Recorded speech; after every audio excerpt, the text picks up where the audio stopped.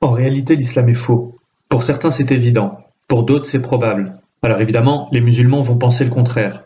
Et pour beaucoup d'autres, cette question du vrai ou du faux n'a pas de sens, mais c'est parce que notre monde est malade. Il a un vrai problème avec la vérité. Donc c'est une question grave, et d'abord pour les musulmans eux-mêmes. Car quand on dit que l'islam est faux, ce n'est pas pour être méchant par rapport aux musulmans. Bien au contraire. Vraiment bien au contraire. Parce que ce qui serait méchant serait de considérer qu'ils n'ont pas besoin de la vérité, comme s'ils n'en étaient pas dignes. Si on aime vraiment les gens, on doit leur dire ce que l'on sait, ce qui est démontré aujourd'hui. Parce que dans les dernières décennies, il y a eu des études scientifiques très nombreuses qui toutes, absolument toutes, ont conclu dans le même sens, à savoir que l'islam n'est pas une révélation, mais une falsification, qui s'est construite dans le temps par le pouvoir totalitaire des califes, dans leur intérêt direct. Il faut permettre à tout le monde de raisonner rationnellement sur tout cela. Il faut faire des synthèses, parce qu'il y a tellement de choses à dire qu'on pourrait se noyer. En fait, en synthèse, l'islam repose sur 4 affirmations fondamentales. Il est la solution pour le monde, le Coran est un livre dicté par Dieu, Mahomet est un prophète et un modèle, et la Mecque est historiquement la ville sainte de la naissance de l'islam, où il faut aller en pèlerinage et vers laquelle tout le monde doit se tourner pour prier. Mais on peut montrer facilement que tout cela est faux. C'est faux et il n'y a aucun de ces 4 points qui soit vrai. Nous allons le démontrer en donnant rapidement beaucoup d'éléments précis. Ceux qui le veulent pourront prendre le temps d'étudier toutes les références correspondantes en mettant la vidéo sur pause quand cela va trop vite à l'écran. Vous pourrez aussi nous écrire à l'adresse email qui s'affiche et nous répondrons à toutes les questions. Nous mettrons enfin sur la page d'informations complémentaires qui s'affiche aussi sur l'écran toutes nos réponses les plus intéressantes et plus de détails sur tous les éléments développés dans cette vidéo pour que chacun puisse tout vérifier. Premier point, l'islam n'est pas la solution pour le monde. L'islam prétend être din, dunya et daoula, c'est-à-dire un modèle global, idéal, avec une religion, une société, un État. Un système voulu par Dieu pour le bonheur du monde. Mais partout où ce modèle de l'islam a été mis en place, par exemple dans les 57 pays de l'organisation de la conférence islamique, il y a du sous-développement, il n'y a aucune invention, aucun prix Nobel, la science est bloquée, beaucoup de formes d'art sont bloquées, la philosophie est bloquée, les minorités sont persécutées, la justice est expéditive, la liberté est absente, la démocratie réelle est inexistante. Partout, il y a une logique de soumission qui est très différente de la logique de liberté qui s'est développée dans les nations chrétiennes. Partout, les femmes sont maltraitées et considérées comme inférieures. Partout, il est interdit de se poser des questions sur l'islam, interdit de critiquer Mahomet, interdit de sortir de l'islam sous peine de mort ou de persécution. Il faut voir cette vidéo où un musulman d'Arabie Saoudite explique à quel point il a peur de quitter l'islam. Où est le modèle? Est-ce en Arabie Saoudite? Est-ce le Yémen? Jamais un musulman ne vous répondra. Nulle part dans le monde aujourd'hui, il n'y a un islam attirant qui propose un modèle enviable. Et nulle part dans l'histoire non plus. Les musulmans mettent en général tous ces échecs historiques sous le dos des Mongols, des Turcs, des colonialistes depuis 800 ans. Mais c'est trop facile. Ils prétendent être Khayru ummatin ukhriyat lin-nas, la meilleure communauté. Mais les résultats sont objectivement, historiquement catastrophiques. Et on espère vraiment que ce modèle ne sera jamais imposé de force dans le monde entier comme l'islam croit en avoir reçu la mission. Concernant le Coran, il prétend un statut très élevé, bien supérieur à la Bible et ses évangiles, puisqu'il affirme être dicté mot à mot par Dieu, mais c'est absolument faux, et on peut s'en rendre compte facilement. On a maintenant la preuve que le Coran a été écrit par les hommes sur plusieurs siècles. Les manuscrits de Sanaa, par exemple, qui datent de la fin du 7e siècle, qui ont été retrouvés par hasard en 1972, montrent que la version du Coran de l'époque ne contenait pas les sourates 27 à 36 qui ont été ajoutées après. On retrouve la même chose sur un ancien recueil coranique conservé à Berlin. Au même endroit, cette fois-ci, il manque 6 sourates. Vous avez là parmi beaucoup d'autres 2 preuves matérielles claires qui montrent que le texte a été écrit, corrigé, complété et trafiqué par étapes au cours du temps. Ce qui s'est fait d'autant plus facilement que le Coran est resté pendant des siècles en une seule langue et sous la domination d'un seul pouvoir politique. Malgré cela, avec la dispersion géographique de l'islam, plus de la moitié des versets du Coran ont des variantes, comme le savent tous les spécialistes. Certains mots ont jusqu'à 15 variantes, avec 15 sens différents. Au-delà de toutes ces évolutions dans le temps, le Coran reste bourré d'erreurs matérielles. Il y a des erreurs sur les personnes, il y a une quantité d'erreurs scientifiques, des erreurs historiques, des erreurs mathématiques, Le professeur Sami Awad Al-Bid Abu Salih a fait un blog et un gros livre de 500 pages où il recense plus de 2500 erreurs linguistiques et grammaticales dans le texte lui-même, classées en 11 catégories différentes. Mots ambigus, erreurs d'orthographe, erreurs de copiste, mots erronés, erreurs grammaticales, contradictions, lacunes, etc. Il y a aussi dans le Coran des versets contradictoires, ce qui est impensable comme concept pour un livre dicté par Dieu. Dans le Coran du Caire, sur un total d'environ 17 000 mots utilisés, il y a plus de 10 000 apax, c'est-à-dire plus de 60% des mots utilisés qui ne sont cités qu'une seule fois et pour lesquels le sens est souvent difficile à établir. C'est énorme. Au total, 20% des mots du Coran sont incompréhensibles pour un arabisant pour la simple et bonne raison qu'ils ont été écrits originellement dans une autre langue que l'arabe. Parce que le Coran, qui est en réalité un patchwork de textes très variés traduits de diverses traditions chrétiennes, syriaques, araméennes, grecques, manichéennes, iraniennes et surtout juives, puisqu'on a identifié beaucoup de racines communes avec le Talmud, le Midrash, le Targum. Enfin, à l'opposé de la Bible et de l'Évangile, le Coran est complètement anhistorique. Jamais on ne cite les généalogies complètes des personnes, jamais le lieu, jamais le temps, et il y a très peu de pronoms personnels. Sur le fond, le texte est bourré d'appels au meurtre et à la violence. Le Coran est un livre en vente libre en France, et il demande littéralement de tuer au nom de Dieu des catégories entières de personnes. Ceux qui ne croient pas à l'islam et qui ne se soumettent pas à la charia, ceux qui recouvrent la vérité, les mécréants, ceux qui associent d'autres divinités à Dieu. Le verbe qatala veut dire combattre à mort, avec l'intention de tuer, et ce mot est répété 65 fois dans le Coran. 165 versets ordonnent aux hommes de recourir à la violence. 185 versets ordonnent de répandre l'islam par la force armée. Il y a 200 mentions du feu de l'enfer en des termes atroces pour faire peur, pour soumettre. Et il y a 949 menaces contre les insoumis. Le Coran justifie le viol. Le verset 29 de la sourate 70 indique que les hommes chastes n'ont de rapport qu'avec leur épouse et leurs captives de guerre. Et ça, tous les juristes le confirmeront. Le Canadien Brother Ismael, qui est un ancien musulman converti, qui a passé 16 ans dans l'islam et l'a quitté depuis, explique dans une vidéo éloquente pourquoi ce verset et d'autres lui ont été humainement insupportables. Tout ça ne peut évidemment pas venir de Dieu. Le Coran affirme qu'il est très clair, mais en fait, en de très nombreux passages, il est très obscur, et chacun doit l'interpréter comme il peut. C'est pour cela qu'on en rajoute des tafsirs, entre parenthèses, derrière les mots, pour essayer d'expliquer le sens du texte. Le Coran prétend aussi être inimitable, mais en réalité, il est littéralement quelconque, désordonné, confus, décousu. Il passe sans cesse d'un sujet à l'autre. Par exemple, l'histoire de Noé est répartie en 29 fragments un peu de partout. L'histoire d'Abraham est répartie en 37 fragments dispersés sans aucune logique. La narration est sans cesse interrompue parce qu'il y a des couches de réécriture. Jean-Jacques Walter a prouvé mathématiquement à partir de la théorie des codes que le Coran a été écrit par une cinquantaine d'auteurs différents sur au moins 200 ans. C'est à l'évidence une œuvre très humaine et pas du tout une révélation. Troisième point, est-ce que Mahomet est un prophète ou un modèle ? Il n'est absolument pas prophète selon les critères de l'Ancien Testament et de la tradition juive. Il n'a pas de témoin, le Coran ne rapporte aucune prophétie, il n'a pas annoncé le Messie, il a fait 0 miracle selon le Coran, même si certains hadiths tardifs prétendent le contraire. Il n'est pas mort à Jérusalem, alors que Jésus dit qu'il ne convient pas qu'un prophète meure en dehors de Jérusalem. Il est même mort empoisonné, ce qui est une catastrophe pour un prophète. Comment évaluer Mahomet ? La logique, c'est de le comparer à Jésus, parce que l'islam prétend être en continuité avec le judaïsme et le christianisme. Selon une vision simple, il y a eu Moïse, puis Jésus, puis Mahomet. Mais il y a plusieurs grands problèmes dans cette théorie, et le premier, c'est que la Bible n'a annoncé que le Messie, et seulement le Messie. Personne n'a évidemment jamais annoncé la venue de quiconque après le Messie, pour la bonne raison que dans la Bible et toute la tradition judéo-chrétienne, il n'y a rien après le Messie. Le Messie est le terminus ad quem, c'est-à-dire la fin. Avec lui, tout est accompli. C'est le sommet, le dernier cadeau de Dieu qui doit être la lumière des nations. C'est-à-dire que le Messie est pour toute l'humanité. Il ne peut rien avoir après lui, en dehors du déploiement de son Esprit Saint.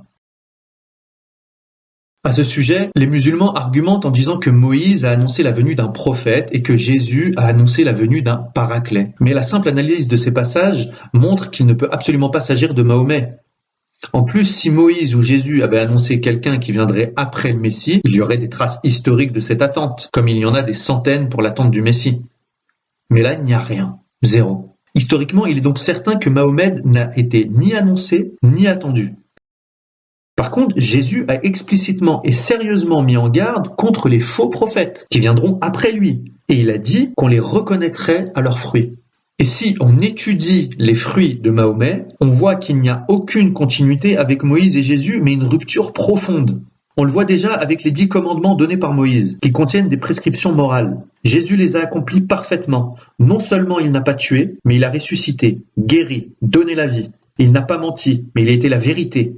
Il n'a pas volé, mais il était le pauvre. Il n'a pas pris la femme de son frère, mais il était chaste. Il n'a rien pris à personne, mais il a toujours donné, même sa vie. Mahomet, par contre, il a tué et fait tuer. Il a menti, il a volé. Il a eu des relations sexuelles avec beaucoup de femmes, des esclaves, des captifs de guerre, une enfant de 9 ans. Il a fait beaucoup de pillages.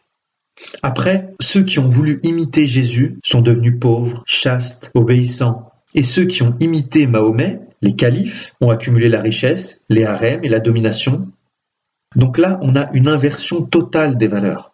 C'est ce qu'on retrouve quand on compare la vie de Jésus et de Mahomet. Il y a un homme de guerre et un homme de paix. Un homme violent et un homme doux. Un homme qui réduit en esclavage des tas de gens et un autre qui s'est fait l'esclave de tous. Un homme qui est pécheur et un autre qui est sans péché, etc., etc. Si on veut regarder les choses au fond, l'islam redéfinit en fait totalement le bien et le mal. Qu'est-ce qui est mal et qu'est-ce qui est bien selon la morale classique? Selon la Bible, le diable est le prince de ce monde qui inspire le mal. Il pousse à la violence, à l'accumulation de richesses, à la débauche, à l'inverse des 10 commandements. Et il pousse même à des œuvres encore plus horribles comme les massacres, les tortures, l'esclavage, les viols, la pédophilie, l'inceste. Ce qui est terrible, c'est que Mahomet coche toutes les cases. Il a ordonné des massacres, comme par exemple les 600 juifs de Médine décapités en une seule journée. Il a torturé énormément de gens, comme par exemple les Hoplites, qu'il a laissés mourir au soleil après leur avoir coupé les mains, les pieds, et après leur avoir crevé les yeux avec des clous chauffés. Il a violé la juive Safia après avoir tué et torturé aussi son mari et tué son père et son frère. Il s'est marié à 50 ans passés avec une petite fille de 6 ans et il l'a mis dans son lit à 9 ans.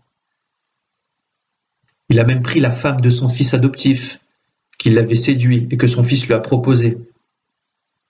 Les musulmans sont obligés de penser que tout cela c'est bien, mais en réalité c'est évidemment mal. Et tout homme qui a un minimum de bon sens le voit, ce sont de mauvaises actions. Comment un prophète de Dieu pourrait-il faire l'œuvre du diable? Comment peut-on faire toutes ces horreurs et regarder après la douceur, la bonté et la pureté de la Vierge Marie? Jésus, lui, bien sûr, ne coche aucune de ces cases. Il fait tout l'inverse, point par point. C'est vraiment le jour et la nuit. Mahomet a un comportement qui est à l'opposé de celui du Christ. Mahomet correspond parfaitement à la définition de l'antichrist que donnent les chrétiens. Il refuse le Père et le Fils, il refuse Jésus venu dans la chair, et l'islam se définit fondamentalement par un refus du mystère de l'incarnation. L'islam est fondamentalement une agression contre le mystère du Christ. Il détourne l'idée biblique de Messie, comme on l'a vu. Il nie aussi Jésus comme fils de Dieu, en disant que Dieu n'a pas de fils. Il nie la rédemption et le salut. Il nie la crucifixion et la résurrection. D'ailleurs, l'islam dit qu'Allah a trompé les chrétiens en mettant un sosie à la place de Jésus sur la croix. Mais si c'était vrai, comment pourrait-il ensuite leur reprocher de croire au Christ et les envoyer en enfer pour cela? C'est complètement incohérent. L'islam nie la notion d'alliance qui est remplacée par la soumission. Il change même le nom de Jésus, qui signifie Dieu sauve, et le remplace par Isa, qui ne signifie absolument rien. L'islam nie tout et dépouille complètement Jésus qui serait réduit à n'être qu'un simple prophète, et même un prophète raté car transmetteur d'un texte islamique que personne n'a jamais vu et qui aurait été perdu dans l'histoire. Mais tout cela est faux. Jésus n'est pas un simple prophète et quiconque dit cela de lui fait de lui un menteur. Il faut prendre le temps de comparer Jésus et Mahomet. Cette évaluation est capitale. L'islam met en face 2 modèles opposés et on doit se demander qui est le vrai modèle. Jésus est évidemment infiniment plus grand que Mahomet, même le Coran le dit. Enfin, 4e point, la Mecque. Il est aujourd'hui prouvé que pendant les 100 premières années de l'islam, pas une seule des 43 mosquées construites n'était orientée vers la Mecque. Dan Gibson, un chercheur canadien, l'expose précisément dans des livres et dans un documentaire éloquent qu'on trouve gratuitement sur Internet. Sur son site Internet, il publie les coordonnées GPS de toutes les premières mosquées connues, ce qui fait qu'on peut tout vérifier sur Google Earth, même si Gibson travaille avec des photos satellites plus précises encore. Cette affirmation, elle aussi, n'est pas contestable. Entre 622 et 726, sur les 43 premières mosquées, 16 étaient orientées vers Pétra, alors qu'il n'y en a eu aucune orientée vers la Mecque. Il s'agit de mosquées de grandes villes, comme par exemple la mosquée Amr ibn al-As à Fustat, au Caire, en Égypte, construite en 642. La grande mosquée de Sanaa, au Yémen, construite en 705. La mosquée Al-Aqsa, à Jérusalem, construite en 709. Une mosquée près de Damas, en Syrie, une autre près de Beyrouth, au Liban. Il y a un exemple qui est particulièrement parlant à Amman, en Jordanie, que l'on peut vérifier en tapant simplement les coordonnées GPS données par Dan Gibson dans Google Earth. On arrive direct sur place et on voit la mosquée des 7 dormants d'Amman, en Jordanie, qui est aujourd'hui en ruine, qui a été construite au 7e siècle et qui pointe vers Pétra. Mais vers 730-740, une deuxième mosquée a été construite à 100 mètres de l'autre. Et à cette époque, 100 ans après Mahomet, ils ont choisi une toute autre orientation vers la Mecque. C'était la deuxième mosquée connue avec une orientation vers la Mecque, après celle de Banbor au Pakistan construite en 727. Peut-on faire plus clair? Tout le monde peut vérifier très facilement sur Google Earth que c'est vrai. Finalement, c'est seulement 200 ans après Mahomet, au moment où le pouvoir abbasside de Bagdad prend le contrôle, que toutes les mosquées seront systématiquement tournées vers la Mecque. Avant, c'est comme si la Mecque n'existait pas, comme si elle n'avait pas encore le rôle que les musulmans lui prêtent aujourd'hui. C'est quelque chose d'énorme et qui est confirmé par toutes les études.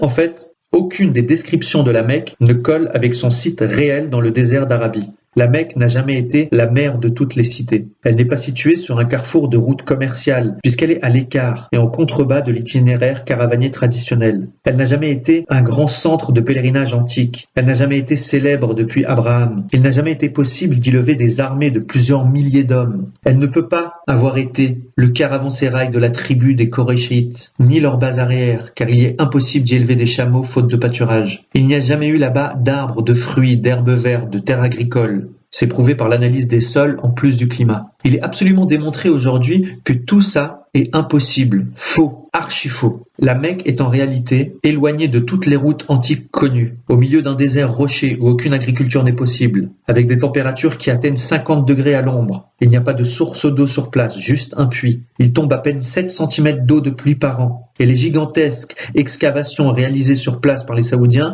n'ont jamais révélé la moindre trace archéologique antique. La Mecque n'est jamais citée dans aucun texte ou aucune carte antique. Certains disent que la mention de Macoraba par Ptolémée au IIe siècle désignerait la Mecque, mais c'est faux, d'après pratiquement tous les spécialistes, et il n'y a aucune autre citation nulle part. La Mecque n'entre dans l'histoire qu'après 690, c'est-à-dire plus de 50 ans après Mahomet. Ce que la tradition musulmane appelle la ville sainte, le lieu de rassemblement interdit, le lieu des pleurs, ne correspond pas à la Mecque, contrairement à ce que l'histoire officielle a voulu nous faire croire. Par contre, Pétra correspond à la plupart de ces descriptions, comme le montre Dan Gibson. En fait, le mythe de la Mecque a été inventé par les califes pour créer une ville sainte purement arabe. Il faut donc éclaircir cette question. Pourquoi et comment cette manipulation a-t-elle pu se construire? On peut aujourd'hui reconstituer assez précisément les choses, en se servant des sources extérieures à l'islam et des éléments de la tradition musulmane, en pointant et en expliquant leur incohérence. Les Korachites, la tribu de Mahomet, étant en fait au nord de la Syrie. Cela a été démontré par la toponymie et par l'archéologie. Selon les traditions musulmanes, Mahomet a été chef de guerre en gros entre 610 et 632. Sur cette période, la tradition musulmane parle qu'il aurait commandé 60 razzias et il a accumulé du butin. Il aurait commencé avec 300 cavaliers et il a fini avec 10 000 qui écumaient le Moyen-Orient. Une razzia, c'est simple. Vous asseyez un village ou une caravane, vous tuez tous les hommes, vous prenez les femmes et les enfants en esclaves et vous ramassez le butin. Il y a une sourate entière, la sourate 8, dont le titre est le butin. Il y est dit au premier verset que le butin doit revenir à Mahomet et à Dieu. Au verset 41, il dit que 20% du butin doit toujours revenir à Mahomet, à ses parents, aux orphelins, aux pauvres et aux nécessiteux. Ce ne sont pas des inventions. Vous pouvez vérifier, sourate 8, verset 41. Est-ce qu'on peut imaginer Jésus réunir ses apôtres et dire comment va-t-on partager le butin? Là, on est vraiment sur une autre planète. Ensuite, selon la tradition, Mahomet est mort et toutes les tribus qui l'avaient aidé sont reparties chez elles. Mais Abou Bakr a voulu continuer. Il a dû faire la guerre pour obliger tout le monde à continuer car rien n'était prévu par Mahomet. Abu Bakr a commencé à rassembler quelques textes sur Mahomet, puis il a été assassiné.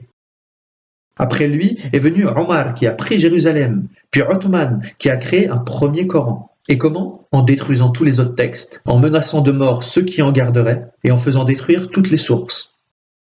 Après, s'est implantée la dynastie des Omeyyades, basée à Damas. On a découvert que 40 ans après Mahomet, le premier calife Omeyyade utilisait encore des monnaies avec des croix chrétiennes. C'est historique, mais c'est absolument incompatible avec la vision officielle de l'islam. Ensuite, Abdelmalik, le troisième calife Omeyyade, fait réécrire une nouvelle version du Coran, faisant détruire tous les Corans d'Othman.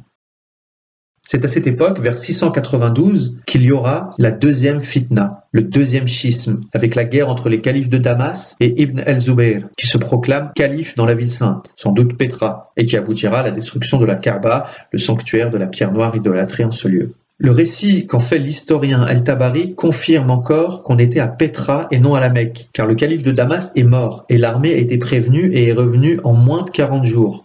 C'est impossible depuis la Mecque qui est à 1400 km de Damas, mais possible depuis Pétra qui est à 435 km. Autre élément troublant, l'année 70 de l'Hégire a été complètement expurgée de l'histoire d'Al-Tabari, qui contient aujourd'hui 15 pages sur l'année 69, 27 pages sur l'année 71, mais 0 sur l'année 70. Bref, dans le cours de cette guerre, la ville sainte de Pétra a été un moment prise par les armées omeyyades, forçant Ibn el-Zubayr à s'enfuir, en faisant transporter la fameuse pierre noire. Il s'est sans doute alors replié vers le sud et a dû s'installer sur le site de la Mecque, loin de ses ennemis, ce qui expliquerait comment cette ville a été réellement fondée. Ce qui est en tout cas certain, c'est que l'histoire de la Mecque n'a rien à voir avec ce que la tradition musulmane en dit. Les chercheurs trouvent aujourd'hui quantité d'autres éléments qui infirment totalement l'authenticité de l'histoire officielle musulmane, notamment la découverte de manuscrits très anciens du Coran ou même de l'absence de Coran parfois. Par exemple, il s'est avéré que ceux qui ont conquis l'Espagne autour de 705-710 n'avaient pas de livre sacré. Il n'y avait pas encore de Coran diffusé à ce moment-là. C'est à cette époque qu'il faut situer les manuscrits de Sanaa, qui sont parmi les plus anciens que l'on connaisse, vers la fin du 7e siècle. On a cité déjà le manuscrit où il manque 10 sourates, mais il y a aussi ces photos à l'ultraviolet qui montrent que ces textes sont des palimpsestes, c'est-à-dire qu'on a effacé et recopié dessus. Bien d'autres photos montrent un Coran incomplet. Par exemple, ici, la fin de la sourate 48 manque, le seul endroit où il y a Mecca. Par exemple, ici, Jésus est appelé le Fils, dans un sens absolu. Mais plus tard, on rajoutera de Marie, ce qui change complètement le sens du texte, bien sûr. Il y a beaucoup de preuves comme ça de la rédaction progressive du Coran. En fait, on n'a aucun Coran complet datant du 7e siècle ou des Omeyyades. Il faut attendre l'établissement des Abbassides, qui mettent fin à la guerre du califat de Damas et installent leur capitale à Bagdad, en Mésopotamie. C'est sous leur règne que sera finalisé le Coran et la tradition musulmane qui l'explicite. Le premier Coran quasi complet dont on dispose, conservé au musée de Tokpaki, date de cette période, 200 ans après Mahomet. C'est également à cette époque, au 9e siècle, que sont publiés les premiers recueils de hadith, les recueils de Bukhari et de Muslim, qui en comptent plusieurs milliers, même si on ne dispose d'aucun exemplaire physique du recueil de Bukhari datant d'avant le 12e siècle. Pareil pour les biographies de Mahomet. Il faut attendre le 9e siècle pour que soit publiée la Sira d'Ibn Hisham, la première biographie officielle de Mahomet dont on ait conservé la trace. C'est dans ces eaux-là seulement qu'est fixée la doctrine du Coran incréé. Entre 837 et 847, 3 califes, Al-Mamoun, Al-Mutassim et Al-Watiq, protégeaient les Mutazilites qui refusaient cette idée. Mais finalement, le calife Al-Mutawakil les a déclarés hérétiques. Et quelques années plus tard, le calife Al-Muqtadir les a emprisonnés. Il les a mis à mort. Et il a définitivement imposé la thèse du Coran incréé dans son règne 2 siècles et demi après Mahomet.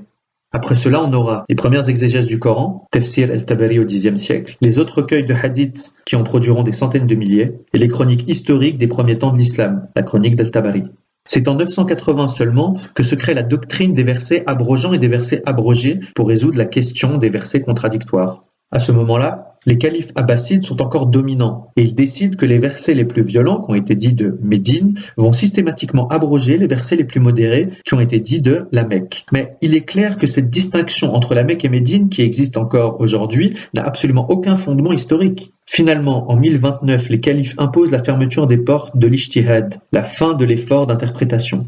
Toute la rédaction et la publication de la base de la tradition musulmane et de l'histoire officielle datent donc de la période abbasside, 200 ans au moins après Mahomet. Pendant les 200 ans qui précèdent, il y a ce qu'on appelle le trou noir de la littérature arabe. Les califes ont fait détruire toutes les sources de leurs prédécesseurs. Ils ont même fait détruire les sources païennes en faisant brûler par exemple la bibliothèque de Ctésiphon en 636 ou la gigantesque bibliothèque d'Alexandrie à partir de 640. Il y a donc eu 100 ans sans la Mecque. Et c'est seulement à partir de 820 que toutes les mosquées sont orientées vers la Mecque. Et des siècles sans tradition définitive, sans Coran complet, sans biographie ni historiographie officielle. À qui profite cette manipulation ? Il est évident que le pouvoir religieux a été manipulé par le pouvoir politique. Les califes avaient le pouvoir de le faire. Ils avaient tout intérêt à le faire, et ils l'ont fait. Ils avaient tout intérêt à raconter que Mahomet était quelqu'un de formidable, qu'ils étaient ses successeurs, et qu'il fallait donc se soumettre à leur autorité pour des raisons politiques, militaires, et aussi pour des raisons religieuses. Tous ces éléments confirment qu'on ne peut évidemment pas faire confiance à l'historiographie officielle islamique édictée sous le pouvoir absolu des califes. Est-ce qu'il faut s'en étonner ? Depuis quand un pouvoir absolu et totalitaire pourrait-il être une source crédible ? Est-ce qu'on peut faire confiance à l'historiographie officielle de la Corée du Nord et croire tel quel tout ce que raconte la propagande de Kim Jong-un et de ses prédécesseurs ? Bien sûr que non. Pour l'islam, on est dans un cas très comparable, avec un contexte impérial et un pouvoir totalitaire qui généralise les entreprises de destruction des documents qui ne vont pas dans le bon sens. Bref, la vérité oblige à dire que le récit, qui est l'ossature de l'islam, est faux, archi faux.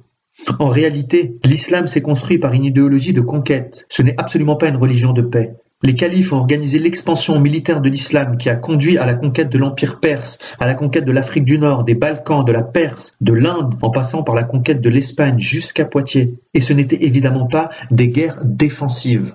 Alexandre Delval dit avec justesse que l'islam se présente comme un véritable ennemi, car l'ennemi n'est pas celui qui est différent de nous, ou celui qui ne nous convient pas. C'est au sens militaire et stratégique du terme celui qui veut, premièrement, s'en prendre à notre population, deuxièmement, à notre territoire, et troisièmement, à notre gouvernement et nos valeurs. On est parfaitement dans ce cas-là, et c'est rare dans l'histoire.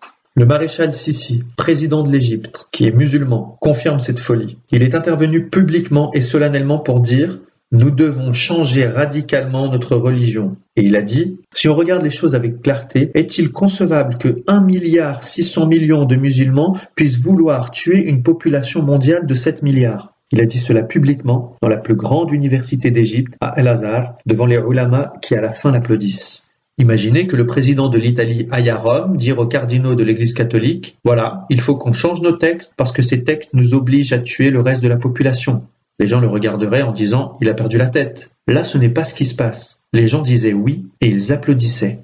Avec tous ces éléments, comment expliquer que certains croient encore à tout cela ?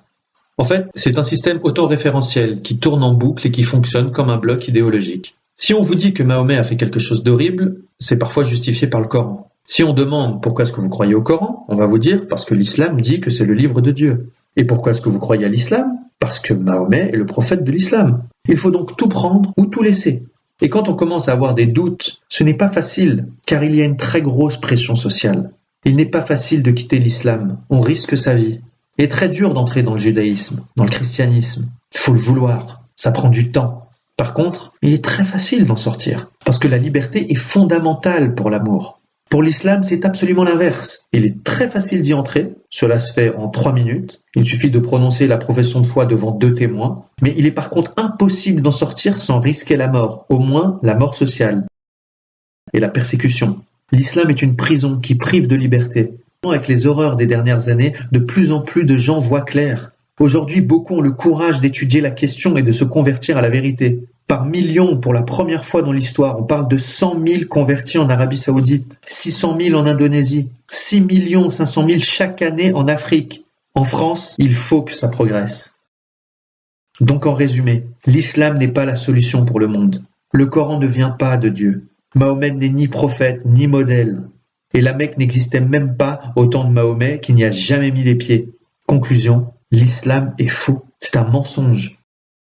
Aujourd'hui, l'islam se raidit parce que ses valeurs sont contredites par celles de l'Occident. Les valeurs de respect, d'amour du prochain, d'égalité, de liberté ont pour elles la force irrésistible de la vérité et de la loi naturelle gravée au cœur de chaque homme. C'est pourquoi, au-delà des soubresauts de l'histoire, elles finiront par s'imposer à toute l'humanité. C'est inéluctable. Tôt ou tard, les hommes informés auront envie d'être libres. Tôt ou tard, l'islam va s'écrouler comme le communisme à cause des moyens de communication nouveaux qui montrent que c'est un mensonge et que c'est un mensonge dangereux.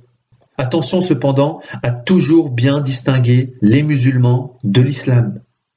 Cette distinction entre les musulmans et l'islam est vraiment capitale. L'islam est un système abominable, mais les musulmans ont parfois une religiosité admirable.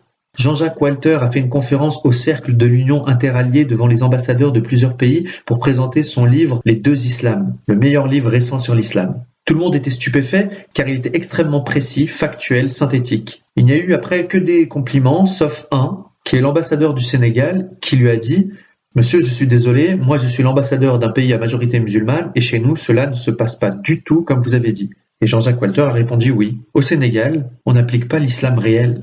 Au Sénégal, on applique les traditions du Sénégal, qui sont la douceur, le respect, la tolérance, et ce n'est pas du tout l'islam. Donc en fait, les musulmans font un mix avec la nature humaine, leur culture et certains aspects de l'islam, puisque la plupart n'ont pas lu le Coran. Donc il faut bien toujours garder cela en tête. Les musulmans sont en réalité les premières victimes de l'islam. Alors que faut-il faire? Il faut d'abord arrêter d'être naïf. Il faut ensuite se poser les bonnes questions, agir et parler de tout cela. Et il faut ensuite prier pour la conversion de tous. En tout cas, que chacun réfléchisse avec tous ces éléments et que chacun fasse selon sa conscience. Enfin, si vous n'êtes pas totalement convaincu malgré tous ces éléments, tournez-vous vers Dieu et priez-le vraiment, avec le cœur, avec vos mots. Demandez-lui de vous révéler la vérité. Attention, parce que prier, ce n'est pas faire des choses comme se mettre dans une certaine position et lire des textes. Non, prier, c'est parler à Dieu de tout son cœur, avec foi, comme un ami parle à un ami. Jésus disait, « Toi, quand tu pries, retire-toi dans ta pièce la plus retirée, ferme la porte et prie ton Père qui est là, présent dans le secret. » Faites-le avec confiance. On constate aujourd'hui que Dieu répond actuellement avec grande force aux prières des musulmans qui cherchent la vérité.